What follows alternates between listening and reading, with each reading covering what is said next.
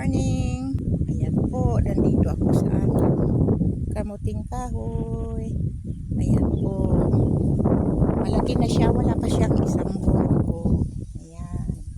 Medyo malaki na siya. Sa susunod naman ay amin po siyang dadamuhan. Kasi may mga damo na rin na tumubo, pero hindi siya masyadong marami. Ayan po. Medyo mahangin po. Sa susunod amin na po siya dadamuhan. Hindi naman masyadong marami ang damo niya. Pero need lang dadamuhan na medyo maliit pa siya.